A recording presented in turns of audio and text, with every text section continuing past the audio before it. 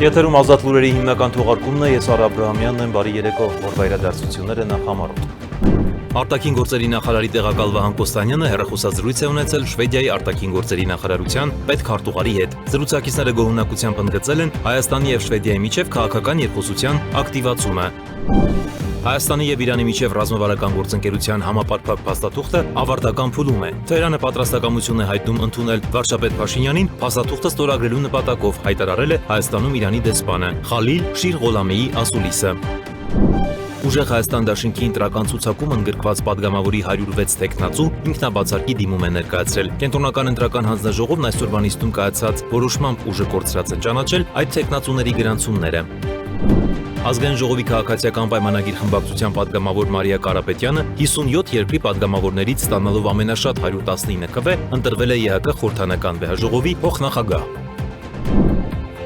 Ոսկե ծիրան 23-րդ միջազգային կինոփառատոնն այս տարի եւս կանցկացվի միջազգային լայն գործակցություններով ցուցադրելով 90 ֆիլմ ավելի քան 40 երկրներից։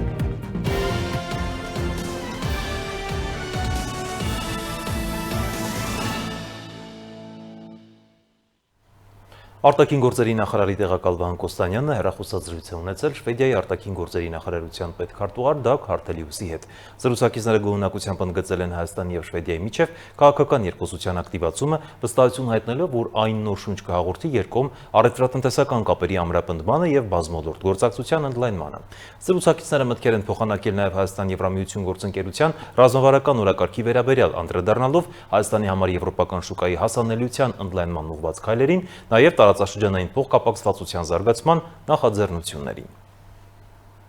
Այլ թեմաներ Գագիկ Ծառուկյանի գործով հանցավոր խմբի եւս մեկ անդամ կալանավորվել է, այս մասին հայտնել են քննչական կոմիտեից, ավելի վաղ հաղորդվել էր Գագիկ Ծառուկյանի գործով հանցավոր խմբից մեկի անդամի կալանավորման եւ մեկի ձերբակալման մասին։ Ինչպես արդեն հայտնել ենք, ըստ քննչական կոմիտեի տվյալներ են ձեռք բերվել այն մասին, որ Գագիկ Ծառուկյանի կազմակերպմամբ մի շարք անձինք 2022-24 թվականների ընթացքում առերևույթ կատարել են առանձնապես խոշոր չափերով խարդախություն եւ առանձնապես խոշոր չափերով փողերի լվացում։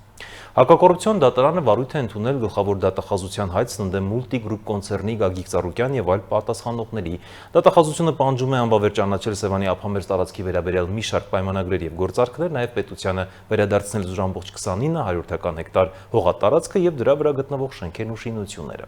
Դատարանը նաեւ բավարարել է հայցի ապահովման միջոց կիրառելու միջնորդությունը արգելելով վիճարկվող գույքերի սեփականության կամ փաստացի վիճակի փոփոխությունը մինչեւ գործի քննության ավարտը։ Հայաստանի եւ Իրանի միջև ռազմավարական գործընկերության համապարփակ փաստաթուղթը ավարտական փուլում է։ Թեհրանը պատրաստակամություն է հայտնել ընդունել վարչապետ Նիկոլ Փաշինյանին փաստաթուղթը ստորագրելու նպատակով, հայտարարել է Հայաստանում Իրանի դեսպանը, նշելով, որ այն նոր էջ կբացի երկու երկրների քաղաքական, տնտեսական, անվտանգության եւ էներգետիկ գործակցության համար։ Միևնույն ժամանակ նա ընդգծել է, որ Թեհրանը շարունակում է ուշադրությամբ հետևել տարածաշրջանային զարգացումներին, ապա հավելել հաղորդակցությունների ապաշրջափակումը չպետք է սպառնալիք ստեղծի Իրանի համար։ Խալիլ Շիր Ղոլամեի անդրադարձել է նաեւ Գագիկ Ծառուկյանին առնչվող գործին։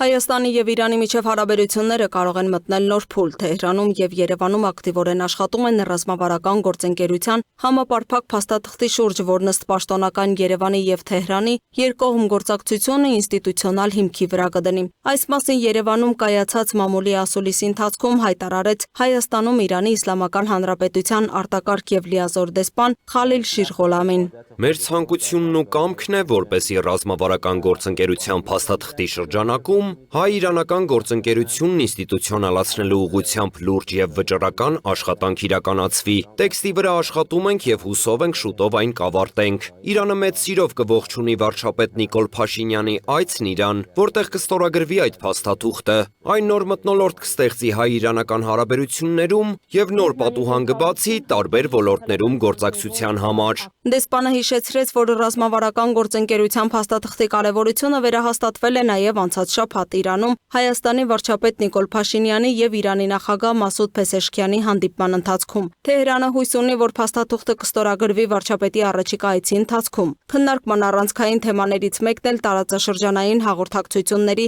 ապաշրջափակման նախաձեռնություններն էին։ Մասնավորապես դեսպանն անդրադարձավ թրիփ նախագծին, նշելով, որ Իրանի հիմնական մտահոգությունը կապված է Միացյալ Նահանգների հնարավոր ներկայության հետ։ Հայաստանի կառավարությունը հավաստիացրել է, որ այդ նախագծի իրականացման հետևանքով ԱՄՆ-ի ներկայությամբ պայմանավորված որևէ սպառնալիք կամ մարտահրավեր Իրանի համար չի ստեղծվի։ Պետք է ստեղծենք այնպիսի մեխանիզմ, որի միջոցով Հայաստանը կարողանա իրականացնել ապաշրջափակման իր ամբողջ ներուժը, սակայն միաժամանակ պետք է արձագանք տրվի Իրանի անվտանգության հետ կապված մտահոգություններին։ Դեսպանի խոսքով հայ-իրանական օրակարգում պետք է տեղ գտնեն նաև նախագծից բխող հնարավոր ռիսկերի կառավարումն ու տարածաշրջանային անվտանգության պահպանման մեխանիզմները։ Խոսելով էներգետիկ գործակցությունից, Իրանի դեսպանը նշեց, որ Հայաստանի աշխարհագրական դիրքը հնարավորություն է տալիս երկիրը վերածել տարածաշրջանային էներգետիկ տարանցման կարևոր հանգույցի, միավորելով Իրանի եւ Ռուսաստանի ներուժը։ Նրա խոսքով քննարկվում են նոր ծրագրեր գազի, էլեկտրաէներգիայի փոխանակման, նավթամթերքի եւ տարանցման ուղղություններով։ Եթե երկու կողմերը անհրաժեշտ քաղաքական կամք դրսևորեն,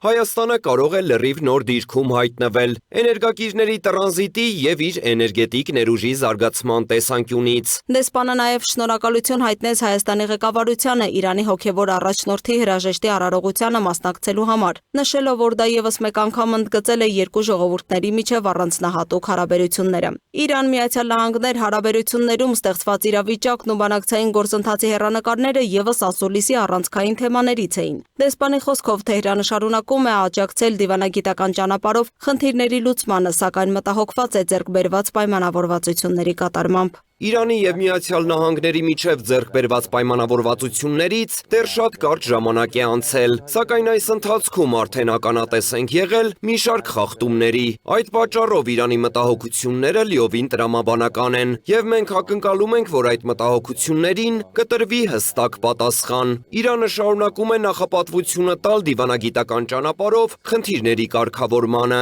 սակայն անվտանգային հարցերում չի կարող անտեսել առկա ռիսկերը։ Դեսպանն ընդգծեց, որ լարվածության ցանկացած աճ կարող է բացասաբար անդրադառնալ ամբողջ տարածաշրջանի անվտանգության վրա։ Իրանի դեսպանն անդրադարձել է նաև Գագիկ Ծառուկյանի եւ Իրանի քաղաքացիների միջև առաջացած տնտեսական վեճին, նշելով, որ Իրանի դեսպանությունը փորձել է միջնորդի դեր ստանձնել եւ կողմերին բերել փոխադարձ համաձայնության։ Երկու կողմերի միջև եղել են տնտեսական տարաձայնություններ եւ դեսպանությունն անցկացրել է հանդիպումներ, փորձելով գտնել բոլորի համար ընդունելի լուծում։ Մինչև վերջերս անձամբ կապի մեջ եմ եղել կողմերի հետ, սակայն այժմ գործն արդեն գտնվում է իրավական հարթությունում։ Միաժամանակ դեսպանն ընդգծել է, որ չի ցանկանում մեկնաբանել քրեական գործի մանրամասները, վստահություն հայտնելով, որ դատարանը որոշում կկայացնի ներկայացված փաստերի եւ ապացույցների հիման վրա։ Հիշեցնենք, որ իրավապահ մարմինների հաղորդմամբ Գագիկ Ծառուկյանին մեղադրանք է առաջադրվել Իրանի քաղաքացու հաղորդման հիման վրա հարուցված քրեական վարույթի շրջանակում։ Ինքը Ծառուկյանը մեղադրանքը չի ընդունում, իսկ նրա պաշտպանները այն համարում են անհիմն։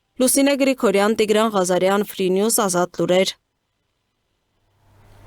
Կենտրոնական ընտրական հանձնաժողովը հունիսի 7-ին տեղի ունեցած համապետական ընտրությունների արդյունքների ամփոփումից հետո գլխավոր դատախազությունից ստացել էր ուժեղ Հայաստան եւ Հայաստան դաշինքների падգամավորների տեխնացուների նկատմամբ քրեական հետապնդում հարուցելու, որոշների դեպքում էլ ազատությունից զրկելուն համաձայնություն տալու վերաբերյալ միջնորդություններ։ Այդ միջնորդությունները կհնչեր քննել Սահմանադրական դատարանում ընտրությունների արդյունքների բողոքարկման հանգամանքով պայմանավորված։ Այսօր հուլիսի 8-ին այդ միջնորդությունների քննման նպատակով հրավիրված նիստում ԿՀ նախագահ Վագն Հովակիմյանը հայտարարել է, որ հանձնաժողովի իրավասության շրջանակում չէ падգամավորի կարգավիճակ չունեցող անձի նկատմամբ քրեական հետապնդում հարուցելուն կամ ազատությունից զրկելուն համաձայնություն տալը։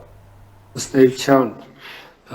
ընտրված падգամավոր որպես այդպիսին մենք չունենք այս բան, որովհետև ընտրված падգամավոր մենք կարող ենք ունենալ միայն այն ժամանակ, երբ որ կունենանք արձանագրությունը խորհրդանի կազմի վերաբերյալ։ Դրանից հետո էլ քանի դեռ տվյալ անձը չի խորհրդանում չի մասնակցել առաջին նիստին կամ հետագայում նույնիսկ չի մասնակցել նիստին երթումը չի տվել, այսինքն չի ստանձնել իր լիազորությունները, ինքը ուղղակի որտեվ նույն հաջողությամբ կարող է ասենք հրաժարվել եւ չստանձնել լիազորությունները։ Ուժեղ Հայաստան դաշնքի ընտրական ցուցակում ընդգրկված падգամավորի 106 տեխնացու ինքնաբացարկի դիմում է ներկայացրել։ Կենտրոնական ընտրական հանձնաժողովն այսօրվա նիստում մեկ այլ որոշմամբ էլ ուժը կորցրած է ճանաչել ազգային ժողովի հունիսի 7-ի հերթական ընտրություններին մասնակցած այդ տեխնացուների գրանցումները։ Դիմումներն օրենքով սահմանված կարգով եղել են նոտարական վավերացմամբ։ Կենտրոնական ընտրական հանձնաժողովի նախագահ Վագն Հովակիմյանը այս առնչությամբ նշել է. Ցանկանում եմ ուղղակի իրազեկման կարգով մեր քաղաքացիներն տեղեկացնել, ըստ էության մենք այս երկուշաբթի օրը արդեն բոլոր 3 խմբակցություններին, այսինքն քաղաքացիական պայմանագիր կուսակցությանը, ուժեղ Հայաստան կուսակցությունների դաշնքին եւ Հայաստան կուսակցությունների դաշնքին,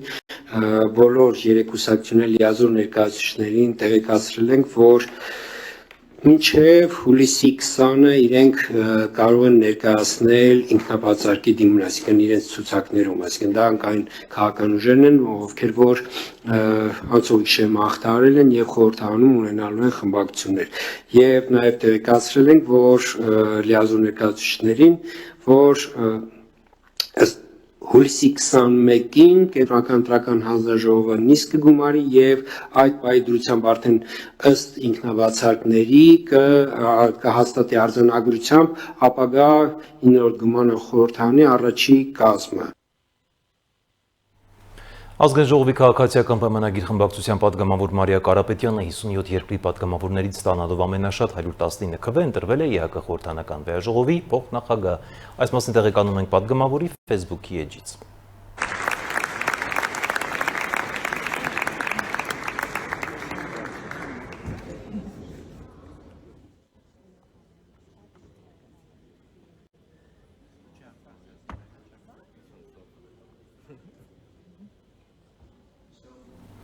Իսկ վրացական պատվիրակությունն այսօր լքել է ԵՀԿ խորհրդանական վեաժողովի հագայում անցկացվող նիստը ընդդիմությանը պաշտպանող բանաձևից հետո։ Վրաստանում ընտրությունների ամբողջականության եւ հիմնարար ազատությունների պաշտպանության բանաձևը մտահոգություն է հայտնում 2024-ի խորհրդանական ընտրությունների անցկացման վերաբերյալ, նշելով, որ միջազգային դիտորդների զեկույցները վկայում են բազմաթիվ խախտումների մասին։ Փաստաթուղթը, որը հեղինակել է ամերիկացի կոնգրեսական Ուիլսոնը, կոչ է անում Թբիլիսիին վերանայել վերջերս ընդունված ժողովրդավարական ազատությունները սահմանափակող օրենքները եւ ազատ արձակել բոլոր քաղբանտարկյալներին։ Պետդումայի падգամավորներն էլ ընդունել են Ռուսաստանի Դաշնությունում օտարերկրյա քաղաքացիների իրավական վիճակի մասին օրենքում փոփոխությունները, որոնք լրացուցիչ պահանջներ են սահմանում աշխատանքային միգրանտների համար, մասնավորապես աշխատանքային միգրանտների եկամտի մակարդակը կվերահսկվի լիազորված գերատեսչությունների կողմից եւ միգրանտները պարտավոր կլինեն ապահովել իրենց եւ Ռուսաստանում բնակվող ընտանիքի անդամներին ոչ պակաս, քան տարածաշրջանային գործակցով բազմապատկված կենսաապահովման նվազագույնի չափով։ Խախտման դեպքում օտարերկրացիներին չեն երկարաձգվի արտոնագրերը կամ աշխատանքի թույլտվությունները եւ նրանք պետք է հարազատների հետ միասին լքեն Ռուսաստանը։ Միգրանտների երեխաները Ռուսաստանում կկարողանան մնալ միայն ծնողի աշխատանքի թույլտվության գործողության ժամկետով եւ եկամտահարկի կանխավճարը վճարելու պայմանով։ 18 տարին լրանալուց հետո միգրանտների երեխաները պետք է լքեն երկիրը կամ դիմեն արտոնագիր ստանալու համար։ Միացյալ Նահանգներն էլ կարող է գրավել իրանական Խարկ կղզին, կրկին շրջափակել Հորմուզի նեղուցը ու եւս մեկ հուժկու հարված հասցնել, այս գիշեր հայտարարել է նախագահ Տրամպը Անկարայում ՆԱՏՕ-ի գագաթնաժողովում։ Եթե անհրաժեշտ լինի, մենք կարող ենք նրանց ընդհանրապես զրկել էլեկտրաէներգիայից եւ ջրից, բայց դեռևս չեմ ուզում այդ քայլին դիմել, ասել է Սպիտակ տան ղեկավարը։ Դրանից ժամեր առաջ էլ Դոնալդ Տրամպը հայտարարել էր, թե այլևս Թեհրանի հետ բանակցությունները շարունակելու իմաստ չի տեսնում այս գիշեր սկիզբ առած փոխհրաձգություններից հետո։ Իրանական իշխանություններին որակելով նենք եւ խելագար ԱՄՆ նախագահը պնդել է, թե Թեհրանի հետ ձեռք բերված հրադադարը ավարտվել է։ Միջազգային նորությունները տեսաշարով։ Ռուսական ուժերը հուլիսի 8-ի գիշերը հրթիռային հարվածներ են հասցրել Ուկրաինայի մի շարք շրջանների, այդ թվում Կիևին եւ Խարկովին։ Ուկրաինական կողմի տվյալներով Կիևում տուժել է 2 մարդ, վնասվել են պահեստային տարածքներ եւ ոչ բնակելի շենք, որտեղ հրդեհ է բռնկվել։ Խարկովում եւս 2 մարդ է տուժել։ Տեղական իշխանությունների փոխանցմամբ վնասվել են ավելի քան 20 առանձնատուն եկեղեցու պատուհաններ, փողոցային լուսավորության ցանց եւ մի քանի ավտոմեքենա։ Ուկրաինական կողմի տեղեկություններով գիշերային հարձակումը շարունակվել է նաեւ երկրի կենտրոնական եւ արևելյան շրջանների ուղղությամբ։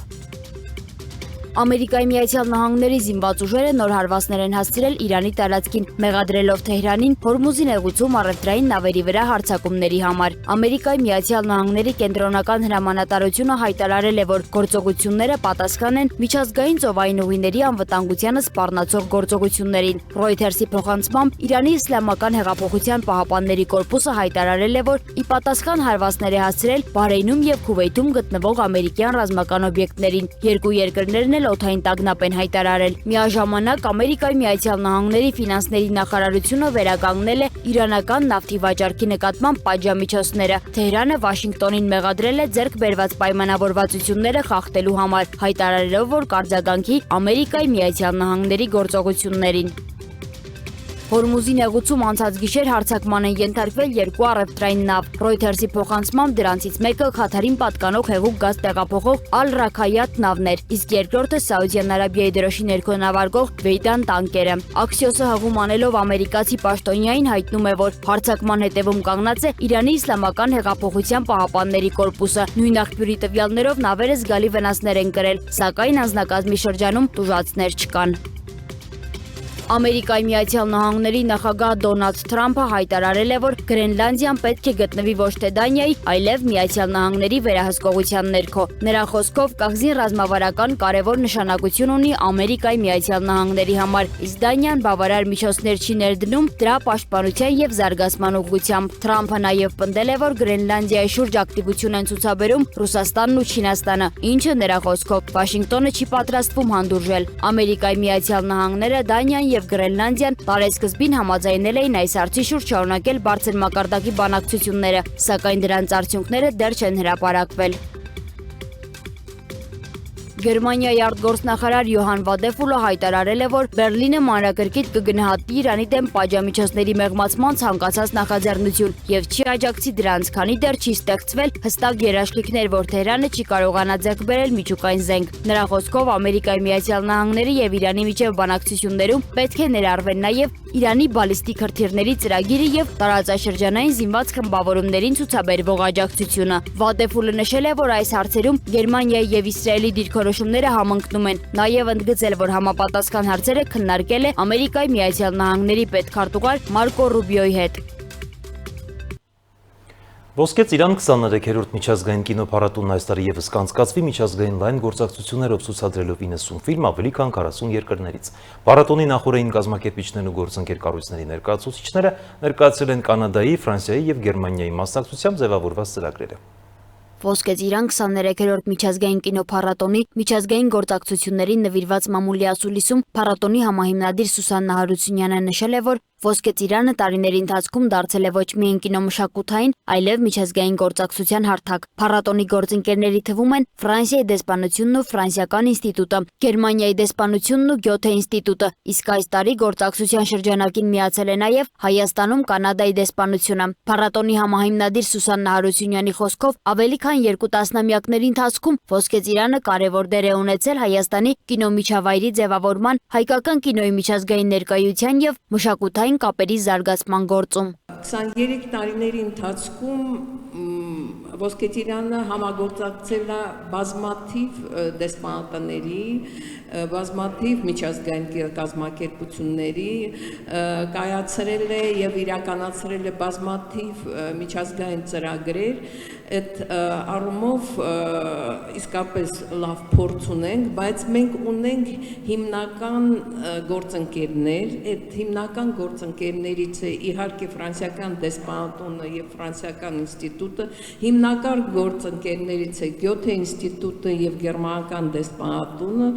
Գյոթե ինստիտուտի հետ մենք որը դեռ այն ժամանակ ուղղակի կենտրոններ, անցյալ տարվանից դարձավ լիարժեք ինստիտուտ, որ շատ ուրախ ենք։ Այս տարի փառատոնի միջազգային գործակցությունների շրջանակն ընդայնվել է նաև Կանադայի դեսպանության մասնակցությամբ։ Հայաստանում Կանադայի արտակարգ և լիազոր դեսպան Էնդրյու Թըրները նշել է, որ Կանադայի համար կարևոր է ներգրավված լինել տարածաշրջանում կայացած կինոփառատոններից մեկում։ Շատ ուրախ եմ, որ հնարավորություն ունենք գործակցելու Ոսկե Ծիրան միջազգային կինոփառատոնի հետ։ Ուրախ եմ նաև, որ այս տարի փառատոնին մասնակցում են կանադական 4 ֆիլմեր։ Կանադական ֆիլմերի ընտրանին արտահայտում է Կանադայի մշակութային բազմազանությունը։ Ծրագրում ներառված են տարբեր թեմաներ եւ ինքնություններ ներկայացնող ֆիլմեր, այդ թվում Քվեբեկից, իրано-կանադական կինոմիջավայրից եւ հայ-կանադական ստեղծագործական շրջանակից։ Գերմանական կինոյի ծրագիրն էլ այս տարի կներկայանա շուրջ 10 ֆիլմով։ Գյոթե ինստիտուտի Հայաստանի մշակույթի եւ հանրային կապերի ղեկավար Մարիամ Գուրզադյանը տեղեկացրել է, որ գերմանական ծրագրի պաշտոնական մեկնարկը նախատեսված է հուլիսի 16-ին Կինոյի տան մեծ դահլիճում։ Ուզում եմ հատկապես առանձնացնել այն երկու ֆիլմը,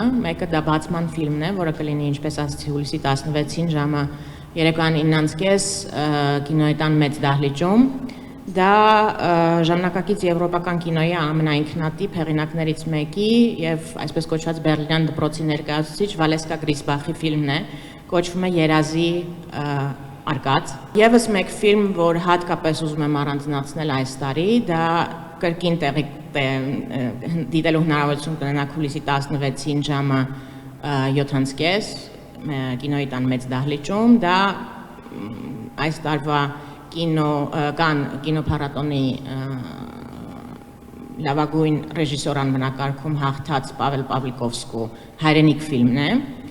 Լեհ ռեժիսորը եւ սցենարիստը այս տարի կլինի Հայաստանում որպես պատվոհյուր։ Փառատոնի կազմակերպիչների գնահատմամբ միջազգային գործակցությունները Ոսկե Ծիրանի կարևոր բաղադրիչներից են։ Դրանք հնարավորություն են տալիս հայ հանդիսատեսին ծանոթանալու տարբեր երկրների կինոմտածողությանը, իսկ հայկական կինոմիջավայրին ամրապնդելու կապերը միջազգային կինոհարթակների հետ։ Ոսկե Ծիրան 23-րդ միջազգային կինոփառատոնը կանցկացվի մրցութային եւ հատուկ ծրագրերով, ներկայացնելով ինչպես միջազգային, այնպես էլ հայկական կինոյի նոր աշխատանքները։ Սոնա Գիշյան, Free News, Ազատ լուրեր։ Այսքան այժմի համար ցտեսություն։